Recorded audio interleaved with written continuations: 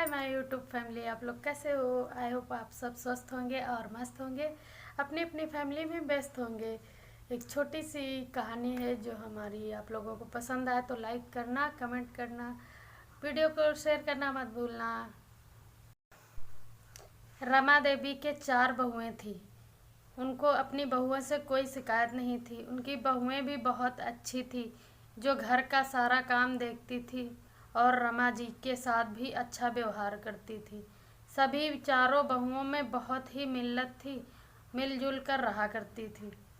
रमा जी की बहन पास के शहर में ही रहती थी। वो 15 दिन पर अपनी बहन के घर आ ही जाया करती थी। उनको रमा जी के घर का माहौल अच्छा लगता था। इस वजह से वो सोचती थी कि झगड़ा हो तो ज़्यादा ही अच्छा है, क्योंकि हमारे कुछ खास ही लोग होते हैं जिन्हें अच्छा नहीं लगता है। हमारे घर का माहौल अगर अच्छा है तो उनको मज़ा आएगा कि उनके घर का माहौल ख़राब हो जाए। इस वजह से वो कुछ न कुछ हरकतें करके ही जाते हैं। ऐसे ही कांता जी की बहन थी रमा।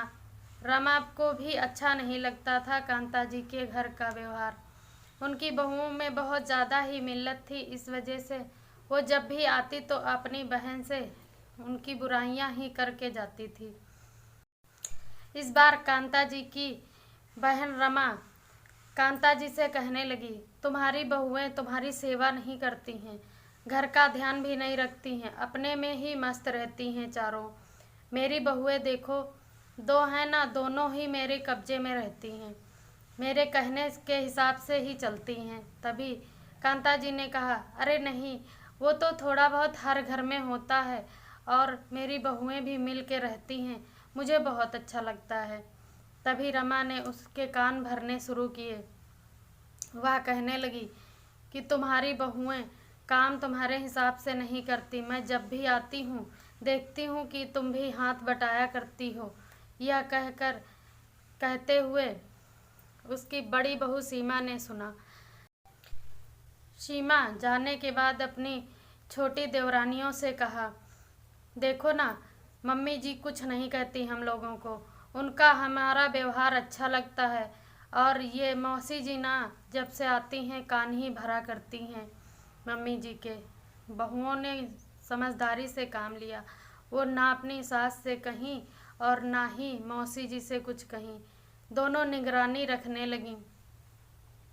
तभी चारों देवरानी जेठानी एक पास हुई तो सीमा ने तो सुना ही था। उसके बाद वो 3 देवरानियां भी बुराइयां सुन रही थी। मौसी जी हम लोगों की ही बुराइयां कर रही हैं।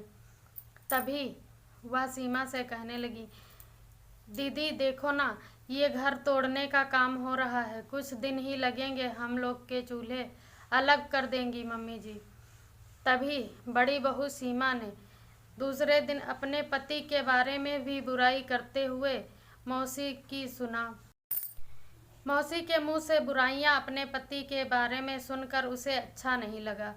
तभी वह मौसी के जाने के बाद अपनी सास से कहने लगी, मम्मी जी, मौसी जब भी आती हैं हम लोग की बुराइयां ही करती हैं, अपनी बहुओं की तो कभी बुराइयां नहीं करती, अपनी बहुओं से तो वो बना कर रखती हैं।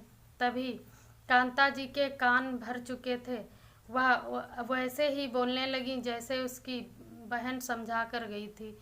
कहने लगी, क्या गलत कहती हैं बहन जी, सही तो कहती हैं, तुम लोग अपने में ही व्यस्त रहती हो, हमारा कभी ठीक से ध्यान नहीं देती हो। तभी बड़ी बहू सीमा ने कहा, मम्मी जी, आज तक तो आपको हमसे कोई शिकायत नहीं थी, अभी आपको क्या हो गया है। इतना कह फिर वो अपने अपने रूम में चली गईं। इतना कहने के बाद सास का मूड खराब देखकर अपने अपने रूम में चली गईं। और शाम के नाश्ते के समय चारों बहुएं और सास सब इकट्ठे हुए। तब वो कुछ ना कह पाईं। सास का मूड खराब देखकर अपना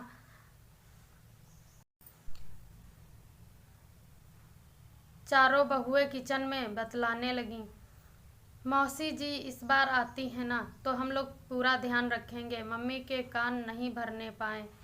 तभी कुछ दिनों बाद रमा फिर से वापस अपनी बहन से मिलने आईं। बहन को भड़का ही रही थी, तब तक बड़ी बहू सीमा ने समझदारी से काम लिया। चारों बहुओं को बुलाकर साथ में खुद मौसी जी को समझाने लगी। मौसी जी, आप 15 दिन पर आती हैं वो तो ठीक है, हम लोग सेवा भी करते हैं जो हमसे हो पाता है, पर आप ऐसा काम मत करो कि हमारे घर पर आकर लड़ाई लगाओ। मौसी जी को बहुत खराब लगा। वह उस दिन से मन में सोच ली कि मैं अब कभी भी इस घर में वापस नहीं आऊँगी। कुछ दिनों बाद वह नहीं आई, तभी उनके घर का माहौल धीरे धीरे सुधरने लगा। हमारी कहानी का कहने का तात्पर्य यह है, हम अगर बुराई से दूर रहते हैं तो हमारे अंदर बुराई नहीं आती है। अच्छे लोगों के साथ रहेंगे तो अच्छी ही बातें सीखेंगे। हमारी इस वीडियो से आपको क्या सीख मिलती है कमेंट कर ज़रूर बताएं। अगर ज़रा सी भी वीडियो हमारी अच्छी लगती है आप लोगों को तो कमेंट करना ना भूलें। चैनल पर नए हो तो सब्सक्राइब करें। Thanks for watching.